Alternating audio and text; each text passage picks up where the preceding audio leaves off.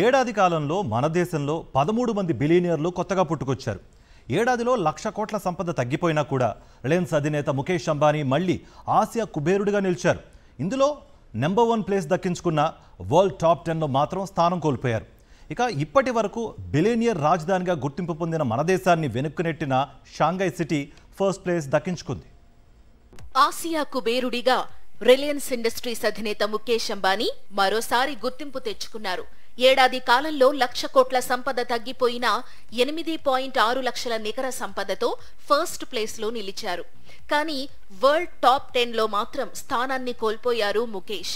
ఇక అదానీ గ్రూప్ అధినేత గౌతమ్ అదానీ రెండో స్థానంలో నిలిచారు.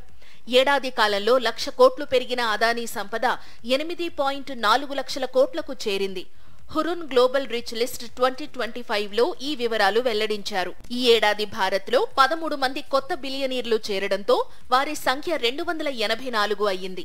ఇండియన్ బిలియనీర్ల మొత్తం సంపద 10% పెరిగి 98 లక్షల కోట్లకు చేరింది. ఇది మన దేశ జీడీపీలో 3వ వంతు అయితే సౌదీ అరేబియా మొత్తం జీడీపీ కంటే ఎక్కువ. HCl technologies chairperson Roshni Nadar 3.5 లక్షల కోట్ల సంపదతో ప్రపంచ కుబేరుల జాబితాలోకి తొలిసారి చేరారు. ప్రపంచంలో టాప్ 10 మహిళా కుబేరుల్లో 5వ ప్లేస్ దక్కించుకున్న ఆమె ఈ గుర్తింపు సాధించిన తొలి భారత మహిళగా నిలిచారు.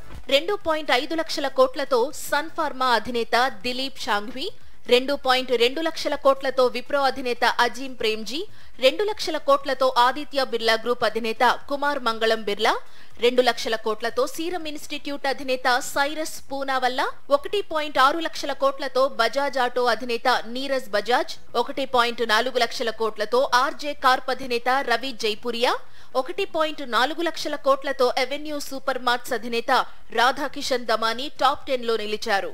ఇండియాలోని టాప్ 10 బిలియనీర్లలో 5 ముంబైలో ఉండగా ఢిల్లీ నుంచి 2, బెంగళూరు, పూణే, అహ్మదాబాద్ నుంచి ఒక్కొక్కరు ఉన్నారు.